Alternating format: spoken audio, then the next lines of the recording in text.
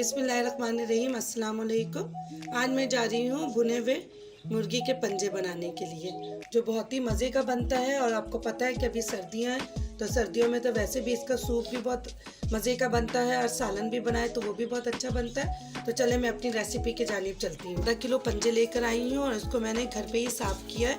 ये देखिए कितना ज़बरदस्त साफ़ हो गया। आप इसको चाहे तो 2 पीस भी कर सकते हैं। मैं इसको साबित बना रही हूँ। अब मैं इसको एक कुकर में डाल दूँगी। 2 से 3 मैंने टमाटर, उसको भी मैंने काट लिया है। 2 से 3 मैंने प्याज लिया है, वो भी मैं इसमें डाल दूंगी। आप मेरे तरीके से बनाकर देखिएगा, बहुत ही मज़े का आपको लगेगा और बहुत ही आसान है। बहुत जल्दी ये तैयार हो जाएगा। टीस्पून के करीब पिसी हुई मिर्ची डालूंगी। 1/2 टीस्पून के करीब मैं कूटी हुई लाल मिर्ची डालूंगी। आप अपने टेस्ट के हिसाब से कम या ज़्यादा कर सकते हैं। फिर मैंने फ्लेम को ऑन नहीं किया है, मैं तमाम चीज़ें डाल दूंगी, फिर मैं फ्लेम को ऑन करूंगी।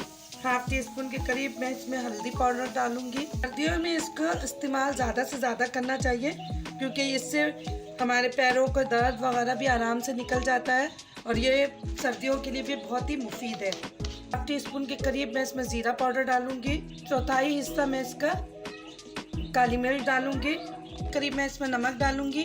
आप अपने टेस्ट के हिसाब से कम या ज़्यादा कर लीजिएगा। 1 टीस्पून के करीब मैं इसमें भर के फ्रेश अदरक लहसुन का पेस्ट डालूंगी।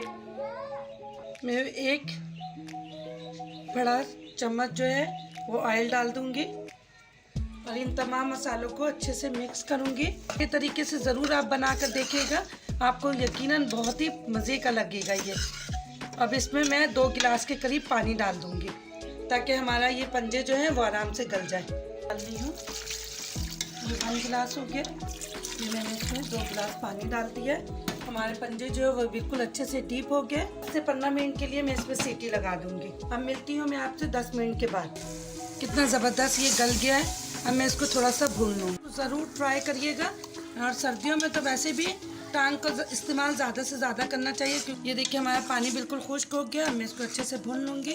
आप चाहें तो इसमें शोरबा रख लें, नहीं तो आप ऐसे ही भुना भुना सर्व करें। ये सालन भुना गया है और तेल भी बिल्कुल सेपरेट हो गया है। अब मैं इसमें थोड़ा से 1/2 टीस्पून के करीब गरम मसाला डालूंगी और थोड़ा सा हरा धनिया।